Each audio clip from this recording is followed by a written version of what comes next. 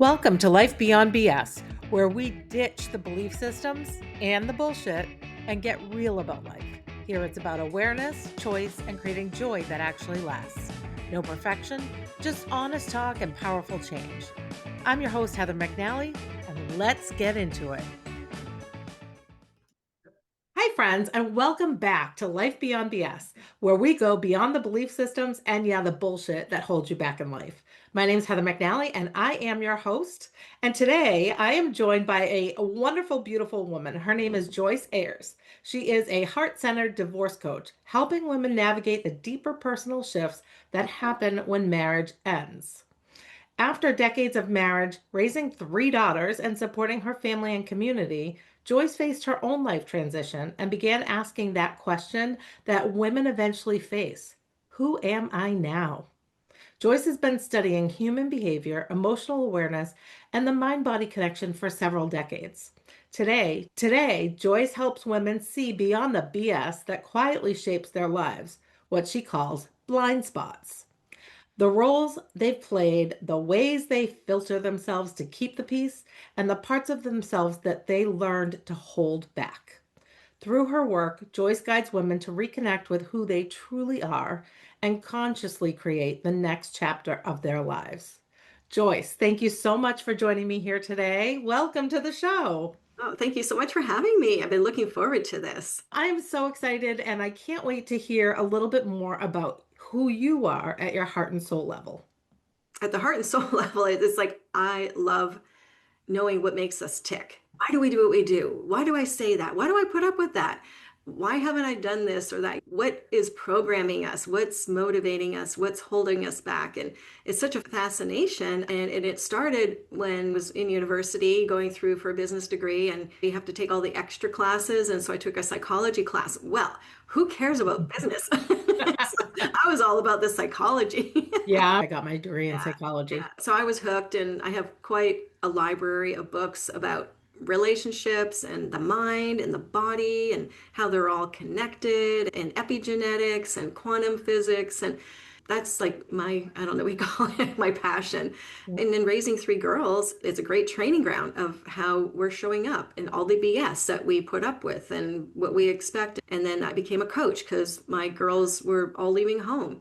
And it's like, well, who am I now? I don't have to schluff everyone around. And I had a business with my former husband, and that one that had gone away and it was complete. It's like all of these chapters had closed in my life. And so it's like, who am I? It's like, well, that was my path. It's time to figure that out. So I went back to like, they say, what do you read most? What conversations do you talk about most? And I'm like, anything to do with our brains and our Mhm. behaviors. So it's like, oh, I'll be a coach. And so that was definitely the right choice for me. It took quite a few months to come to that. It wasn't just one day I woke up. I researched and I researched. I was like, I think I'll become a coach. And Mhm. I so, can so relate to that. It's like we have the same story almost.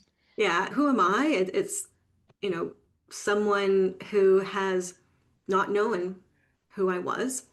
Who do I have to serve? What do I do? Where do I get my value from? Where do I feel? What do I have to do to feel loved? All those things. I didn't know who I was. And then through becoming a coach, we do our own healing first, our own work on ourselves. And it's really messy. And it's like, oh, I got to take other people through this. Yep. This is some dark places to go down. 100%. And that's the whole thing. If you don't know who you are, if you don't know what your value is, and you put your value on external things outside of your body and that they're Yeah. other people's ideas, you have no idea who you are. Yeah. So the women that I coach, it's like they're trying to find out who they are. When I ask them, I was like, well, what does that mean? It's like, well, I know what I want. I Mm. know what matters to me. I have feelings and I express my feelings, and I have dreams and I go after them, and I have passions, and these are things I want to do and don't. This is who I am. Mhm. Oh, but who are you not being? Well, I'm not being that person because I'm focused on everyone else and making them happy and taking care of them and putting their needs first. And it's like, yeah. And as people are listening to us, it's like, yep, yep. And as women, we do that. It doesn't matter if they call it the stay-at-home mom. It doesn't matter if we're the entrepreneur with our own company. Mhm. We can still have those roles, and whatever role that is, we're leaders. Like Yes. we're making things happen. Yes. behind the scenes people, taking care of all the doctor's appointments, taking care of the house, the Mhm. dog, right? Even like picking up the dog stuff. So yeah, you say, who am I? We're complex, but we're also unique and we're multifaceted. What woman would ever say I'm one thing? Like maybe a Yeah. man would say I'm this, but women, it's like, well, I have these passions and I have these interests and I do this and I do that and I help here and I'm on this committee and I have this business. It's endless what we do. Hmm. But then we put a mask on and we define ourselves by a role. And especially when it comes to relationships, now we function within this box and these parameters that have been programmed, the BS, the belief systems, and then we have our blind spots so we don't even know we're doing it. So we Hmm. go out in the world and we do all our great things that we do and not really owning it. It's like, yeah, I do these things, but it's like, yeah, I own that. I did that. I did that. But it comes so natural. It's our gifts that Yeah. we don't even realize the significance of our own contribution, especially to Yeah. our own family. And then, of Right. course, it's a thankless job. It's Hmm. like taking care of Absolutely. everyone and everything. And then the resentments can come in. So it's like, Hmm. yeah, like who am I? I'm someone who's gone through all that and a divorce. Hmm. And on the other side, it's like, oh, now I'm aware. Yes, because Now I'm, now now you're I'm a, divorced and your yeah. children have grown up, Yeah, correct? they're So they're growing not, up, and it's like, yeah. that's how I was showing up. That's why I was unhappy. Yeah. That's why. And Yes. rather than blame someone else, it's like, okay, I Hmm. have some choices to make for myself now. Right. And And we all have to do that. We all have to turn and put the lens facing us. We have to look through the lens at our own life. We have to give ourselves enough silence and quiet and stillness to actually look at what am I doing versus what I want to be doing. Am I happy doing these things? Is this who I am? And actually really look at that and start to build awareness. Then you have to acknowledge it. You have to accept that this is what's happening and this is what I want. And they may be two completely separate things, or maybe they're kind of running parallel, but they're not exact. And then take the time to make those choices one by one to be able to own that identity, figure out your own values, figure out your own worth, because it comes from in here. It doesn't come from out there. yeah, it's like, what did I create? Mm. Not like, oh, like this sucks. How did I end up with this? It's like, what did I create? Yeah. Many women, as we're leaders, because we're all leaders, because we're Mhm. making things happen. What's interesting is that a lot of times when people hear the word leader, they automatically think that it's work and that you have a position where you have people reporting to you. But leadership is so much more than that. And I think that you're 100% right. When you're a woman living your life, you're a leader, especially if you are married and have children, because you're leading so many things and you're giving so much. We're putting a lot of energy and focus on getting things done. And you Yeah. think about, even a year, in 1 year raising families, even if you don't even have a family, there's still lots to take care of. We tend to be the ones that lead the trips, the social, the Mhm. family gatherings, the birthdays. That's what I'm talking about, a leader. We're the ones that initiate all Yes. those things. We go into our communities and how can we serve, whether that's the church or schools or nonprofits or even cleanup days, in our Yeah. parks. We're the ones that are, for the most part, initiating that. And then our family kind of comes along. So yes, we are leaders, but And then we're leading by modeling behavior as yeah, well. and then we defer to our partners or even our Mhm. kids for who we are and what we can do. Like, Yeah. oh, maybe I'll go back to school. Well, I guess I can't because the girls need me. The business is taking priority. So we put our life on hold for some of it. Or even if we have our own businesses, our time is like, I got to choose between work or family. And then, okay, well, family really is important. So we're making those choices. All the So time. we're creating what we need, and then where can we find resources to Right. support what we're doing rather than we're the resource for everyone. Right. Our Right. clients, our business, our Yeah. families, and our immediate family and friends, we're the resource for everyone else. It's like, but where are the resources that support us? Where are Right. those belief systems? It's like, well, I just Hmm. got to keep going. Yeah. Many of us are independent. Like, Hmm. we don't need to lean on other people. And so it was really a learning curve for me when I became single. Because now Yeah. it's like, I just didn't have somebody. It's like, this is broken, go fix it. Yeah. And Yeah. I didn't have that anymore. So my friends became my community and my family because my family is like lives far away from where I am. Hmm. So I needed to ask people to Yeah. help me. And but I Yes. felt so guilty. It's like, oh, maybe I'll just ask them to do this little thing. And then they're like, what Mm. else do you need? Oh, no, no, I'm good. I'm good. It's like, yeah, Yeah. but there's all this other stuff. And I'm like, oh, it Because was you so were used to being frustrating. the one who did, as Yeah. opposed to the one who received, and that can be really hard. So And I think that brings us into your work because you're now helping other people being the support. And so your work is called Heart-Centered Divorce Coaching. And I want you to tell me, how did you get to a point where you ended up divorced and leading yourself through the divorce, figuring out this is actually kind of my purpose?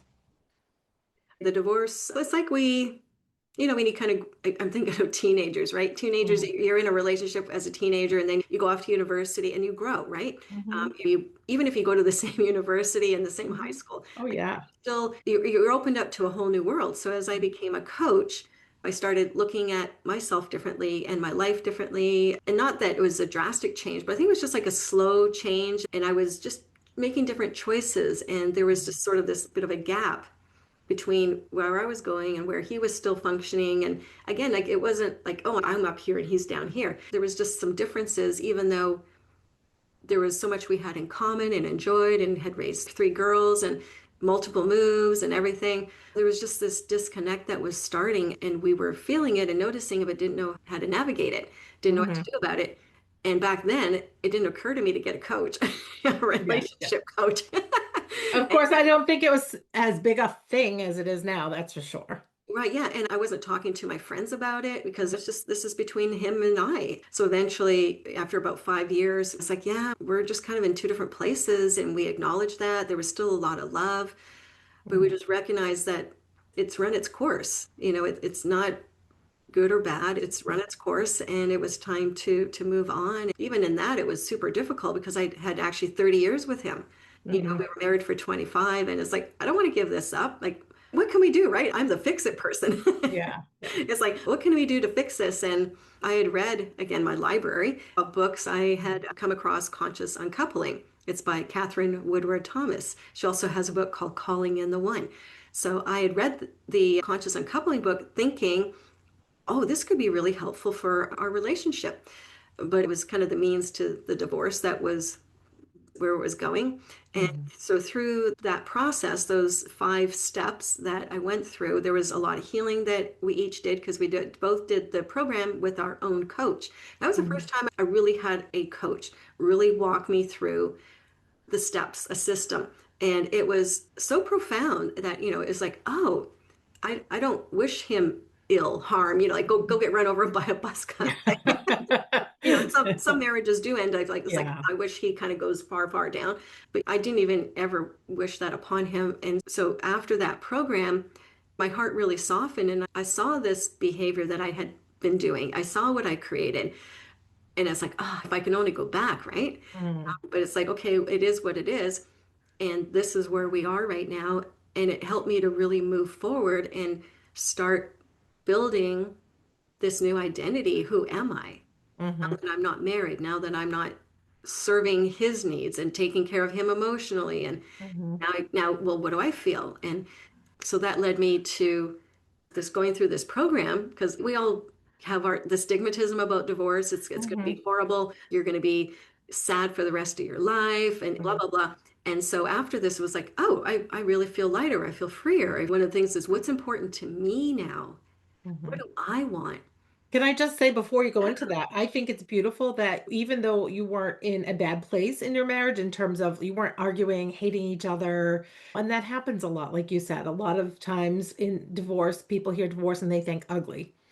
So Yeah. I think it's beautiful that it wasn't like that. And I think that it's interesting because everybody hears divorce and they immediately think who cheated, who lied, who did something terrible.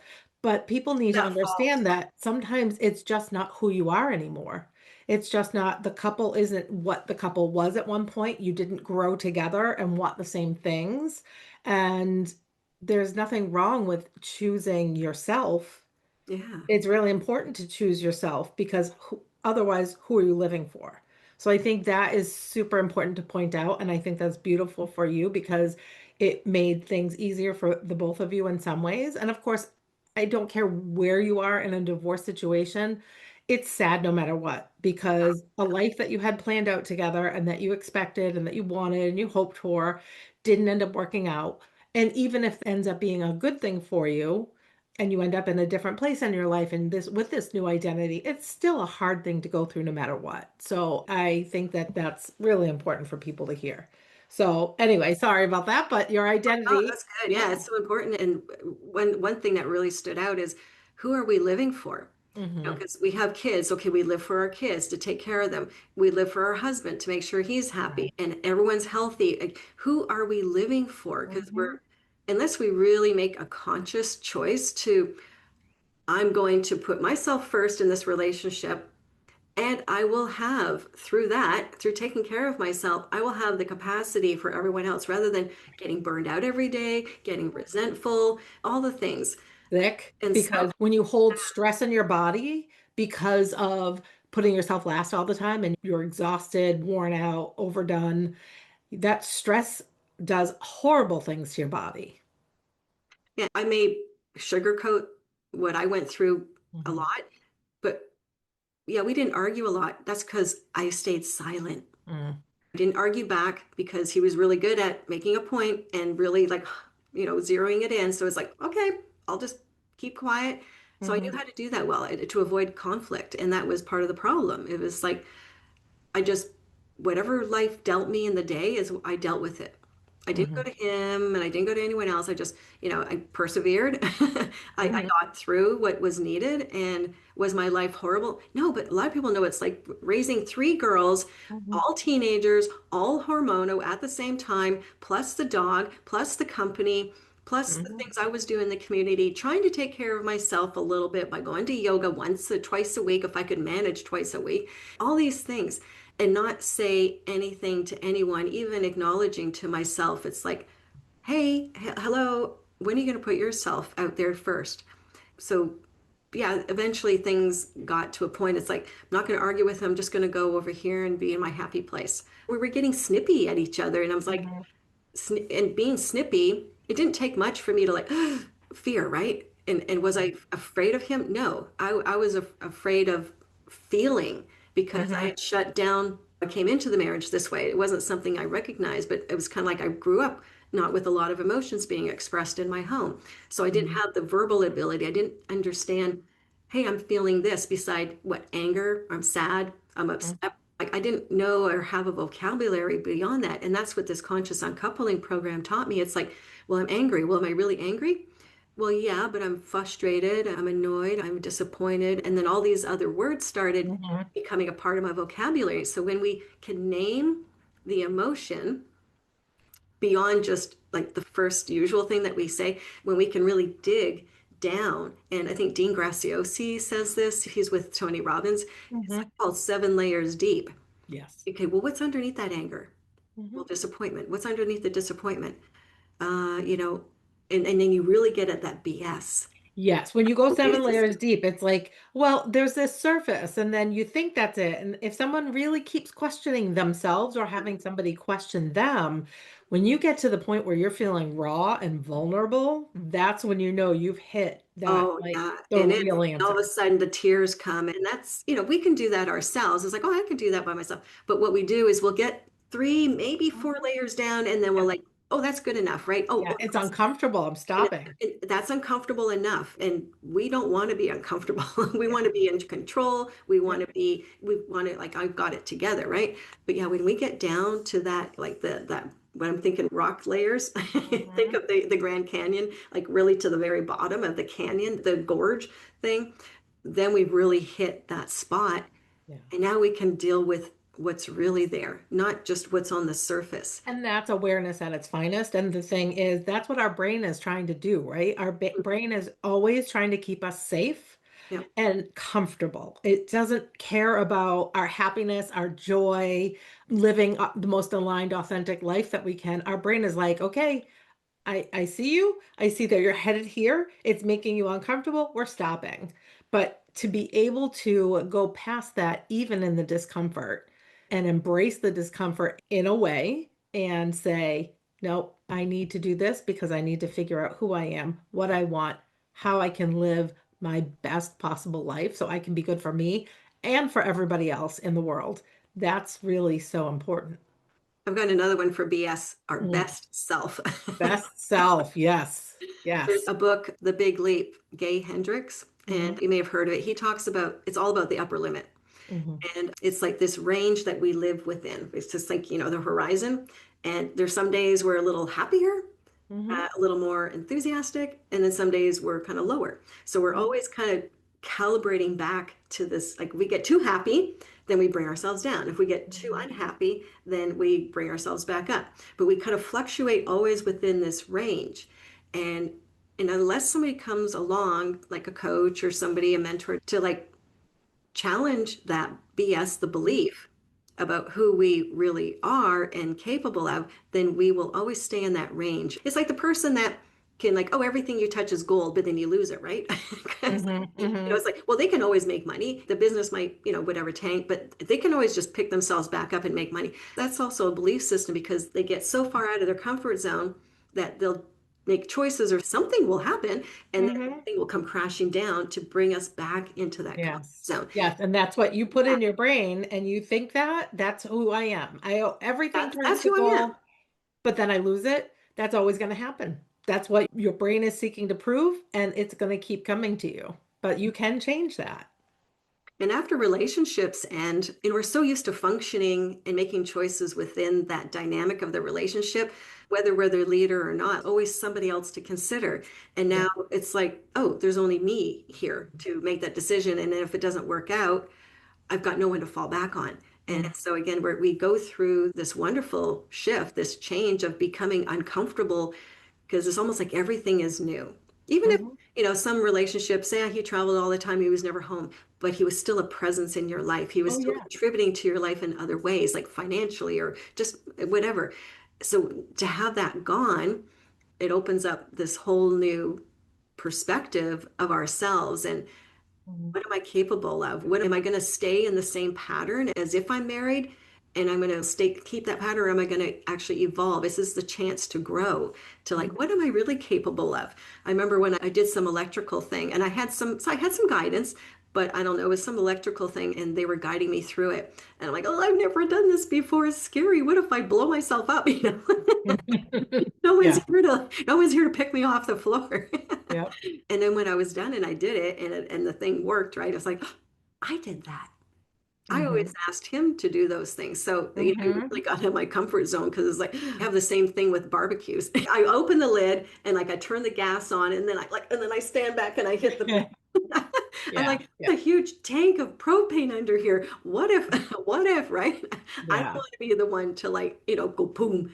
And so Yeah. just And sadly, some marriages are like that, where somebody is afraid to say something at all because they're afraid that he or she might go off yeah. because of what they are dealing with in their lives. And that's the whole thing is I think if what somebody can be true to who they are, and be with somebody who's true to where they are, you can have such great, open, honest conversations and determine whether or not it's the right relationship, and then determine if you're going to go forward together. But a lot of times we put on this facade of, like you said, the mask of this is who I am, and I want to come across as a certain way. And that's one thing I think that age and wisdom gives us is so many experiences in our lives to get to a place where it's like, I don't want this, I don't want this, I don't want this. This is what I want, and I'm not going to play the games. I'm not going to put the mask on anymore.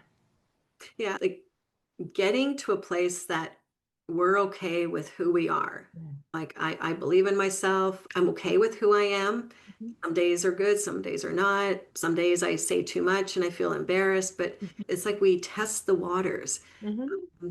And, we could be wearing a mask in those relationships, trying to always please the other person or make sure we don't upset them because you never know. Sometimes you just kind of go about your day and being yourself, Mhm. and all of a sudden you say something and it flips a switch in them, and you have like you're just blind. It's like, oh my gosh, like what just happened? Because it Mhm. happens so fast.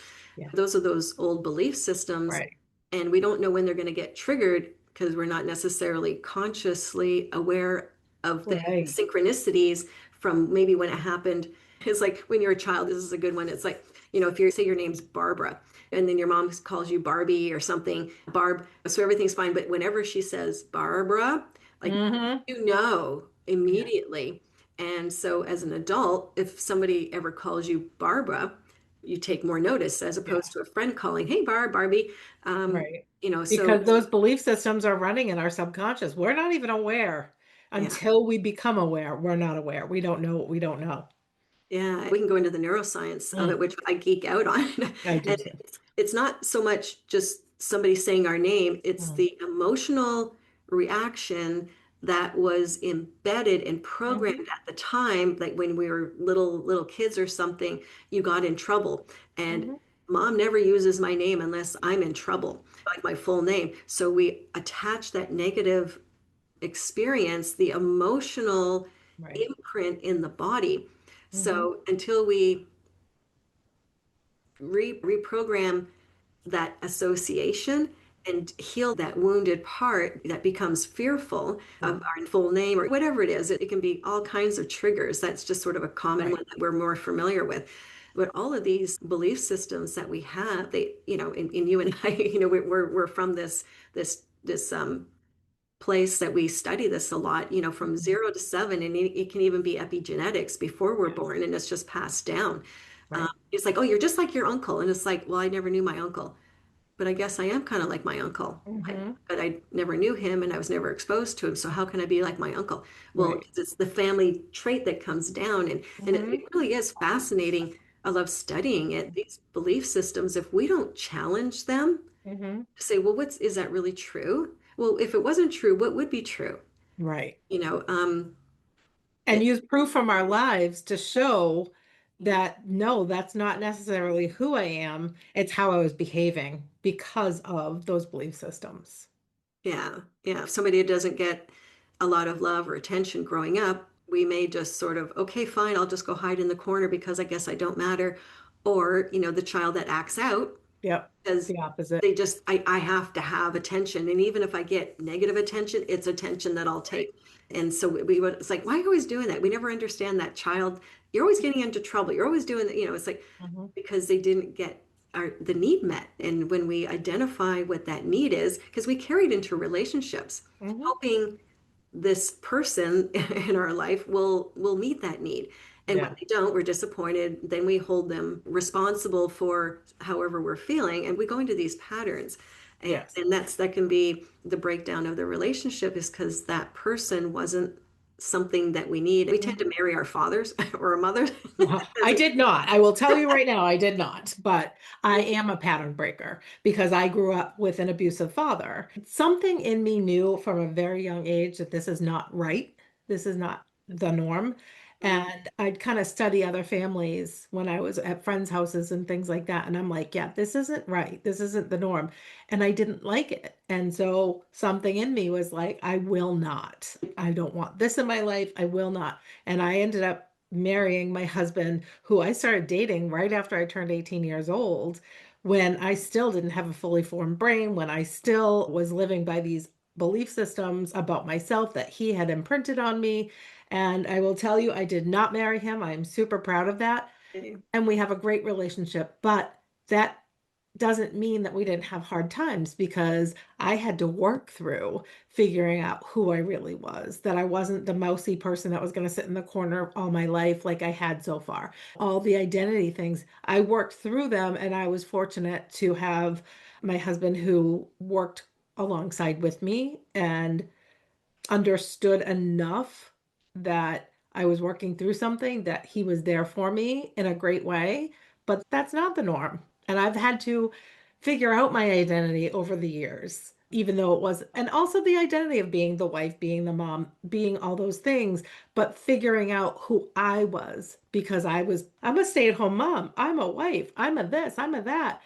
But it was kind of like, okay, this does not define me. Just because I'm a mom, that's not who I am at my heart and soul. Yes, I'm a mom. That's part of what I do. That's part of what I love in this life, but that's not who I am. And that's why I love to ask people, who are you at your heart and soul? Because mom, coach, therapist, teacher, whatever you may be, that's a part of who you are. And you choose what you do because of who you are. So you got to get down to that deep level. Tell me something that surprised you to learn about yourself after having the divorce. Hmm. Yeah, definitely. What surprised me immediately was how I call it freedom, like Hmm. freedom from focusing on other people and what they needed, and that, oh, I don't have to be responsible for their happiness anymore. And it was very surprising because it's like, well, now I can go just do what I want to do, even though I don't necessarily know what that is. Or what I hadn't quite figured that part out yet. It's like, yeah, it was surprising, this lightness that, Mm, or the weight. It was surprising to realize the weight that I've been carrying and how serious I've been living life and not allowing myself to play.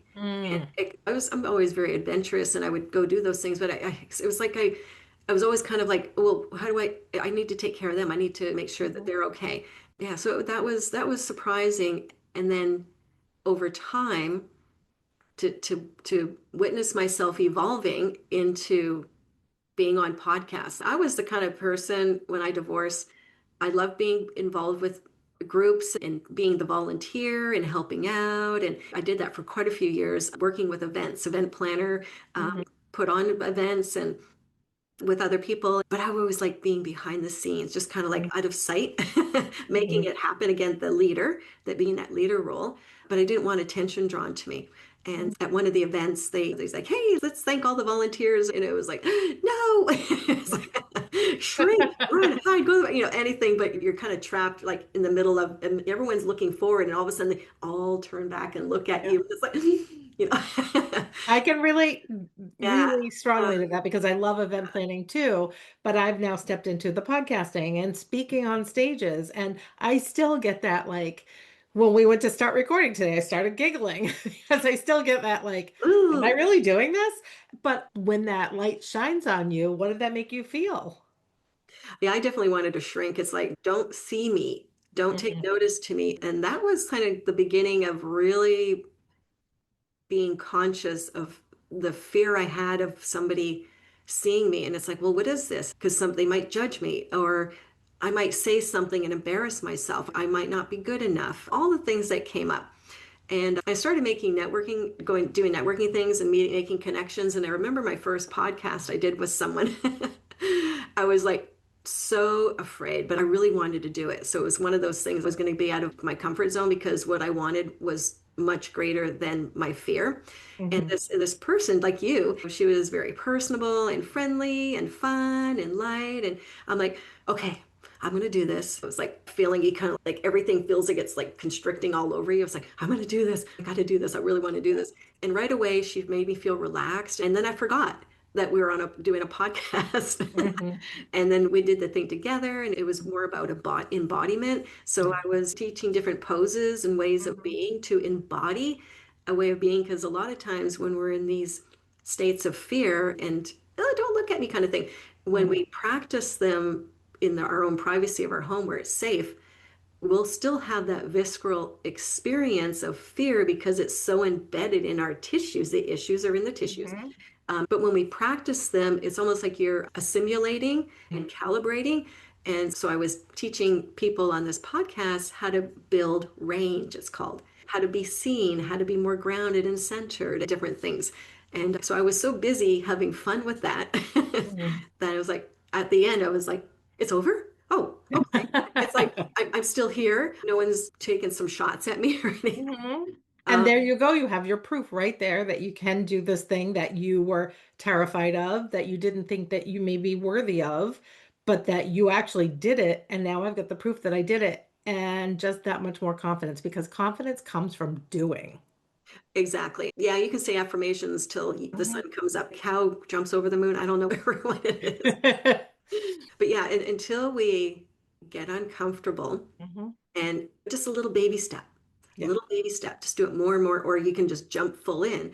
Mhm. But these embodiment practices can really take you quickly, more quickly than going out and doing a little baby step, baby step. Hmm. It really is fascinating. I work with people like who get in front of audiences and they're like, I got to work on this. And I'm like, okay, Yeah, yeah. let's do the work. And within a couple sessions, because we worked on the body and being and Hmm. practicing that confidence and way of showing up, it's able to shift it pretty quick rather than, Hmm. well, just think of everyone wearing underwear in the audience. So, that's like, Right, right, right. like, yeah, but that doesn't necessarily do anything. That doesn't do anything for me. That really doesn't do anything for me. So, speaking of how people feel, I know a lot of people feel when are at the end of a marriage and they're making that decision to separate, to divorce, and to move on in their lives, they feel like they've failed.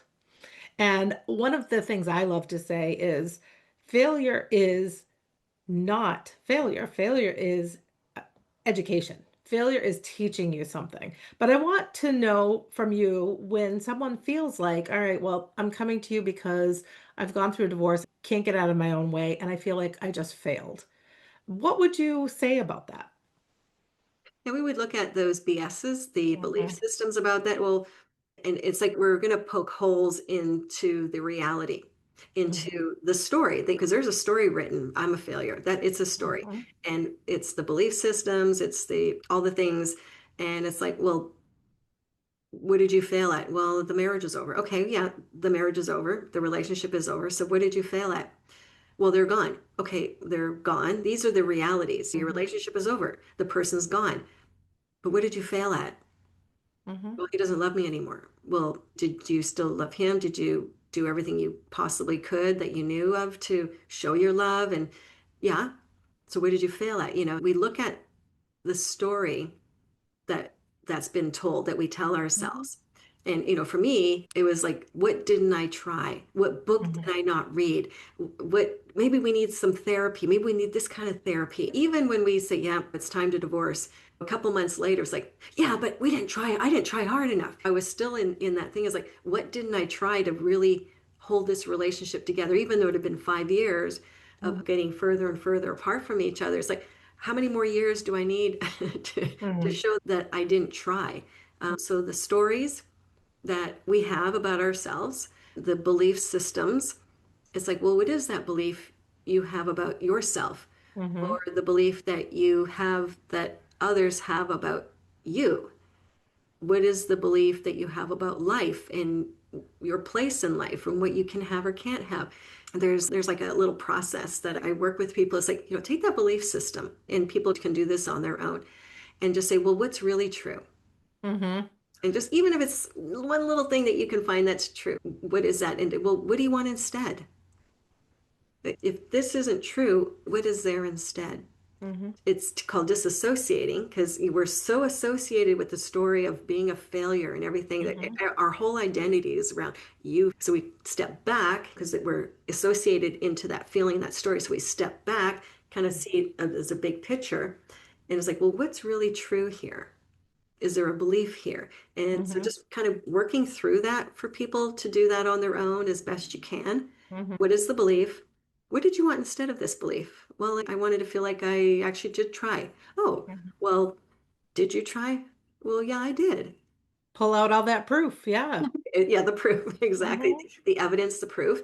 Yeah, they're just, yeah, create a journal, just a journal of its own. Every time you believe something, write it down Hmm. and then go through this exercise. And then, yeah, and even as coaches and we work with people and everything, there's still quite a few um, beliefs that I have that show up. It's Hmm. like the onion, right? It's like, okay, Yep. yeah, I've peeled back all these layers, but there's still the core there of what is that thing? It's Mhm. going 7 layers deep in the Yeah. emotion.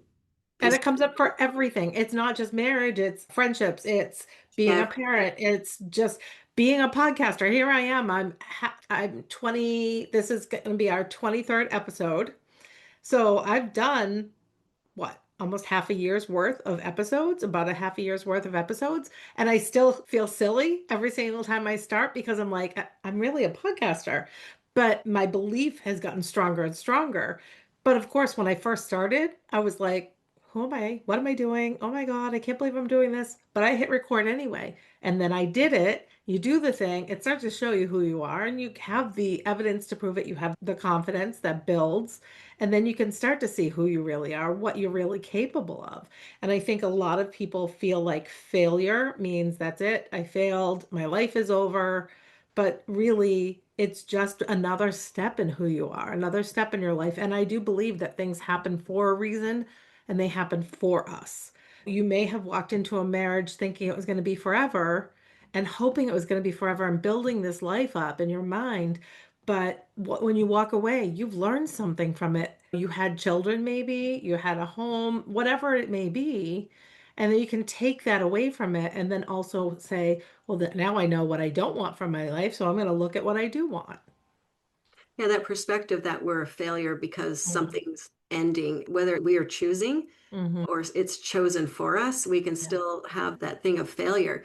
And now we Mhm. have a perspective of ourselves, like a different kind of perspective is like we go from the one that's been doing it all, trying it all, whatever. Now, well, this didn't work out, so now I'm a failure. If we can turn that around, reframe it, it's like, well, if it wasn't a failure and the relationship ended, like what might it be instead?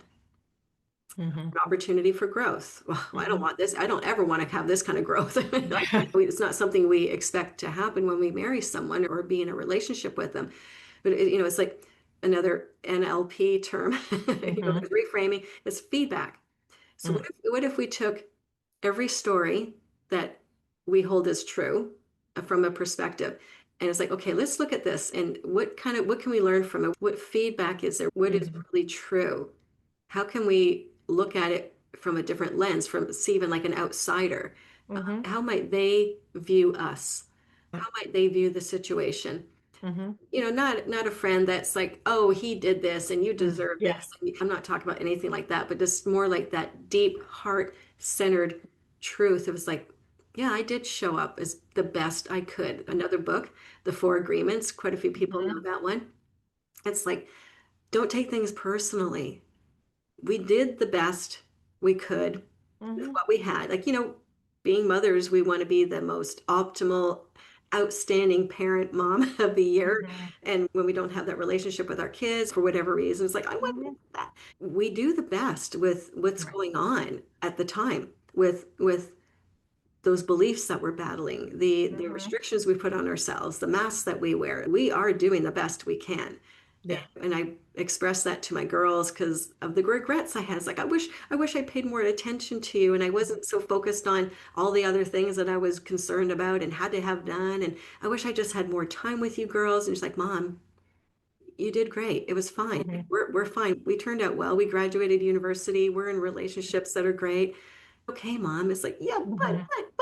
Yeah. Yeah. And And it's that's another thing. We tend to get into this should. I should have done this. I should have done that. I should. Oh, and as one of my business coaches had always said, stop shoulding all over yourself and understand that a lot of times should is what's coming from the outer world. It's what's coming from other people's expectations, that BS, the bullshit that society puts on us. As a mom, you're supposed to be this. As a wife, you're supposed to be this. And when you say you should, it's typically not coming from your own mind. It's coming from what other people are expecting of you. And so you can look back at your life and you could say, well, if we had done this, maybe this would have changed. Or if I had said this, maybe they would be happier. Or if I'd given them this opportunity as a child. But you also can't live that way because you're living in the past and you can't change that. And so if something is maybe isn't working out the way you had hoped. You don't have the relationship with somebody in your life that you wish you had had. Maybe it is your spouse, maybe it is your child. Like you said, some people may not have that great relationship that they're hoping or expecting. You always have the opportunity to make changes now and try to do something different. But if you should all over yourself and you're living in the past. Yeah, it's like, what kind of relationship can I create with my girls now as we're both adults? Mm-hmm. And it's like, yeah, we can't go back, but we can certainly make different choices now. Right. Tell me in your thoughts, is it possible to heal and still honor the relationship that once existed? Yeah, in the conscious uncoupling program, there's a beautiful kind of like a ceremony of eventually getting to this place over time is like thanking the relationship for what it taught us, Mm-hmm. how we've grown in different ways, and how we're going to continue to grow. So it's like this kind of ceremony of celebrating, celebrating that part of our life, just like when we grieve the loss of someone dear to us and they're gone. And we can mourn and be somber and everything, or we can have a celebration of life, this person's Mm-hmm. life. Yeah, they're gone. And Mm-hmm. yeah, and hey, go talk to them if you want. Just, hey, mom, my mom and dad have passed away. Just, hey, go talk to them as if you're Mm-hmm. praying. And so this ceremony is like a thank you and a goodbye and wishing them well for our intention, our purpose, not to get something from them. Like Mm-hmm. there's nothing that we need from them anymore. We could want closure, we can want Mm-hmm. explanations, especially if there's infidelity or something. It's like, why did you Mm-hmm. do that? But mainly it's like, what can I let go of in this way, this ceremony kind of thing that nurtures what I didn't have, what I Mm-hmm. didn't allow myself, what I created, and what I'm now going to create. And it's really beautiful because it's such a healing way of letting the past go and welcoming the future. And that's the thing is like with relationships when they end, we too tend to be obsessed or focused on the Mm-hmm. past, obsessing Mm-hmm. over what the would haves and should haves and everything. Yep. And really it's like when we can let that go, and a lot of times we need just some support to be guided through that, to let it go, because we call this secondary gain. It's like, well, if I hold on to that bitterness, if I will hold on to Mm-hmm. that anger, then whatever it is we gain from doing that, but it keeps us from moving on, of course, Mm-hmm. keeps us from being free of the past Mm-hmm. person, that way of being, whatever that was that we were entangled with, it keeps us from turning to the future and start creating from this point forward. Rather than Mm-hmm. dragging the past with us, we can now create from here with an intention. I think you talked about, I think maybe values, I'm not sure what the word was, Mm-hmm. but when we know at this starting point what matters to us now, what matters to me about my future, Mm-hmm. and as soon as we say, well, at least I don't have to put up with him anymore. No, no, no, no. Yeah. Yeah. That's in the Yep. past. Yep. We're not bringing the past forward. We're going to learn from it, Mm-hmm. but we're not going to bring the baggage with us. It's like, well, what do you want? Well, I want to have conversations with people where I actually have fun and Yes. I can be myself, and I don't have to filter my words. Okay, that was in the past. Well, Mm-hmm. instead of filtering your words, what are Right. you doing? I'm just being me. I'm being bubbly and I'm more alive and more Mm-hmm. playful. And we keep pushing it forward and pushing it forward. And just like this, keep the momentum. What's next? What's important Mm-hmm. to you about being single? Yeah. And when you get centered in that, in Yeah. who you What's are. important about this next relationship? What's Yeah. important about the relationship with your kids that you're going to have now? Your finances. And you take each one because it's really big, right? The wheel of life, there's like 8 different things. Yes. You Yes. take one to focus on. And Right. what's important about this new relationship with yourself? Mm-hmm. Oh, well, when I don't want to do something, I honor that. Yeah, but then the BS comes in, right? The belief system is like, Mm-hmm. but going forward, you're going to show up differently. So if there's something as a generator, if a generator doesn't want to do something, but they say yes, it's almost like you go kicking and screaming. Mm-hmm. This isn't Mm-hmm. human design. And it's like, but we already have this built into us, like from long, long time ago. When somebody asks us to do something, we know if it's a yes or a no right away. Mm-hmm. We know if we're saying yes because we really want to do it, Yeah. or I'm going to say yes because I need that from them. So I'm going to do it because I need something from them. And the only way I feel I can get that is if I say yes to this thing I really don't want to say yes to. So, Mm-hmm. so you see the game we play with ourselves. Oh So yeah. moving forward, we have the boundaries because we know what we want. Mm-hmm. We know what we have the capacity for. We know what makes us happy serving others, Mm-hmm. or just sitting in nature. It's like the judgment is like, why would you want to go sit in nature? Oh, Yeah. it's blissful. Oh, nature is so incredibly important, and it's one of the six pillars of a healthy brain. And we weren't meant to live in these four walls that constrict us sometimes. And in the car and with technology, we're meant to be one with Earth. We're Mhm. meant to have Earth heal us and us heal Earth. So that's an incredibly important point too. Japanese and Ah, yeah.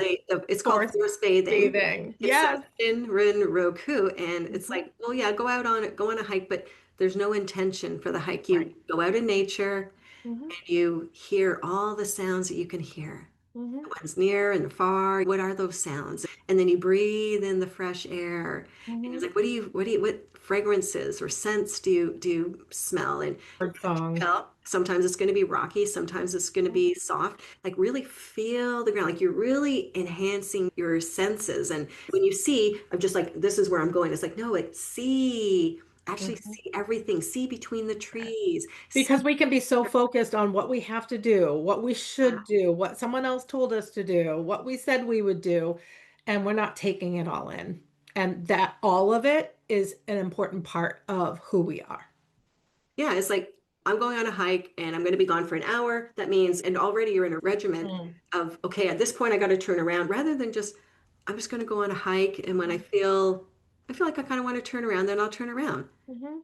What if I go too far? Well, then you're going to rest. Right. Then you're going to turn, it's like Your body will know. we already live like with the alarm clock in the morning. Mhm. I'm going to try to go to sleep by this point, and I'm going to eat here, and I've got this appointment. We're always on the clock. We're always driven by what's next, what's next, what's Yeah. next. And especially with our families and in relationships, it's like, where do I have to be for who? Mhm. Yeah. So when we go in nature, it's like, and that's why people love camping or glamping and everything. It's like, I'll just eat when I feel like eating. I'll Yes. get up when I Yeah. feel like getting up. I'll take a Because your nap. body will tell you. Yeah, I'll take a nap Yes. because I just feel like taking a nap. And I not mean, feel guilty about it, not feel like someone's going well, to yeah. say you're not providing your work, your value is in what you produce. No, your value is in being a human being who feels and sees and loves and knows and contributes to society in a multitude of ways.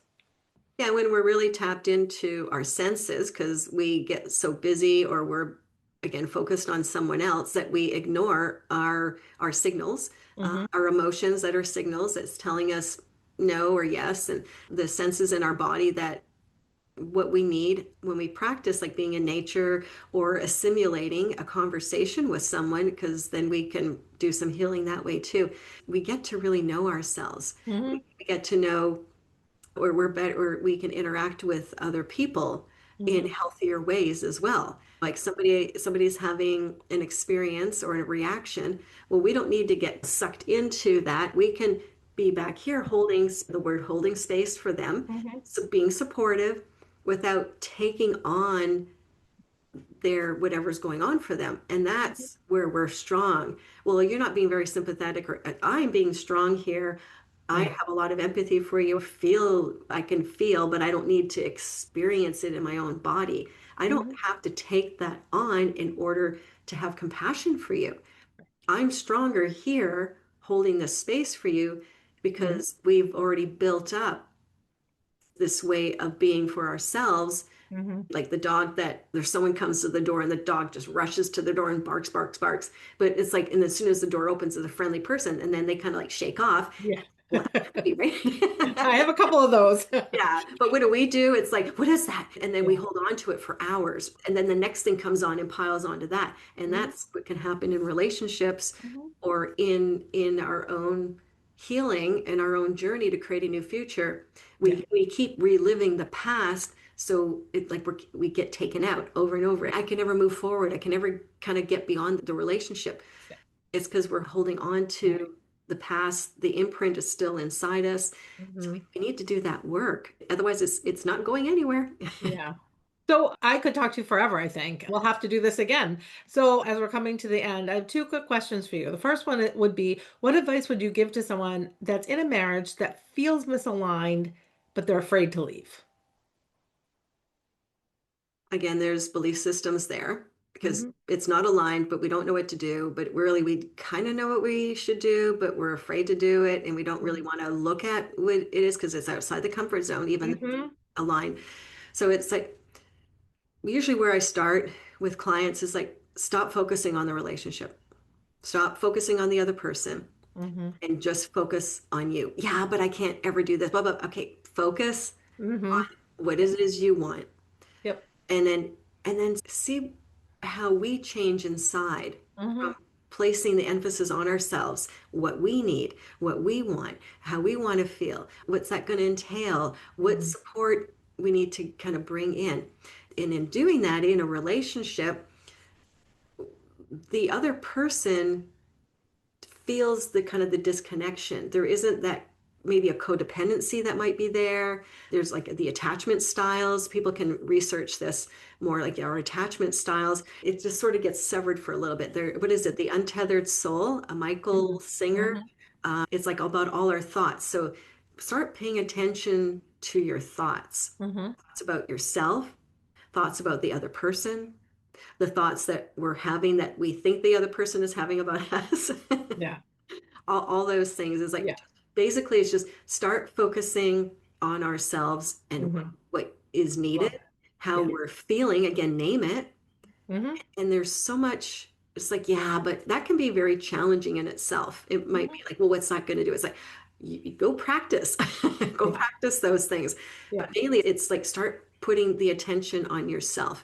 Mm-hmm. Well, that's really selfish because what's selfish Mm. is constantly focusing on someone else, trying to get them to be something for you Right. that they're not being. So it's Mm-hmm. like, I want that, I want this from them, so I'm going to act this way. I'm going to make these choices so I can get what I want.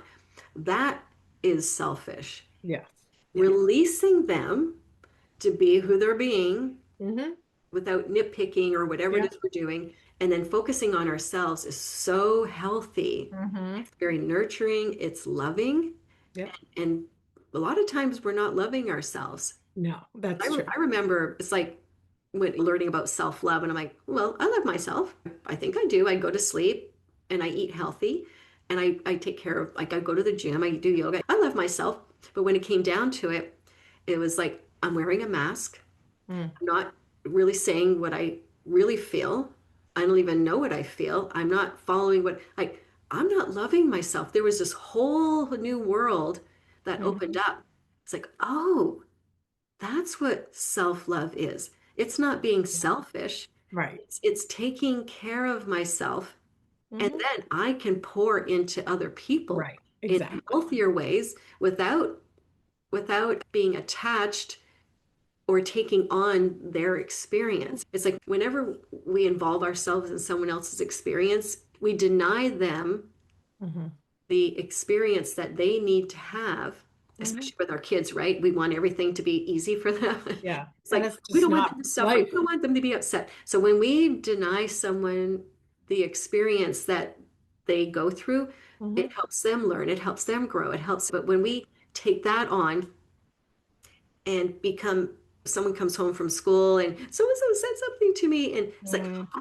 they're not very nice, and then we go into all of this thing, we take away their experience of this wave of emotion. So back off when relationships are not working and Mm-hmm. you're not in alignment, because it's more not the relationship is not so much not in alignment, so we're not in alignment with ourselves. Right. This part wants this part of ourself wants this, so we're not even in agreement, like we have this battle going on In inside. ourselves. Yeah. Yeah, Yeah. there's obviously a lot more to say, but that's Right. quite a bit in a nutshell.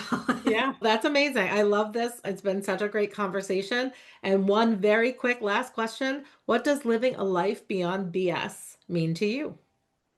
Oh, yeah, it's being true to ourselves, Hmm. believing in ourselves, and follow the internal compass Mm. that's already guiding us, and just trust that things are like the pathway is being laid out before us, and to trust, and if we keep looking over our shoulder, what are we looking for instead of just Mhm. looking directly ahead. So life after the BS, beyond the BS, Mhm. is what do we want to create for ourselves? Yeah. What lights us up? What Mhm. inspires us? What makes us happy and just kind of radiate life is amazing. Yes.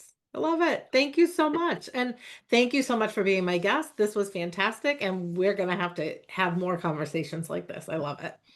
So I want Thank to say thank you to you and thank you so much to everybody for listening and sharing this space with me and with Joyce. My hope is that you walk away knowing that you have the power to choose differently. Go live fully, freely, and unapologetically. Your life beyond BS starts now. I'm so grateful you were here today. Remember, your peace, joy, and happiness aren't found in the BS. They're found in your choices. If this episode spoke to you, please rate, review, follow, and subscribe, and share it with a friend. For ways to connect or work with me, check the show notes or visit heathermcnally.com. Until next time, keep choosing you and keep living your life beyond BS.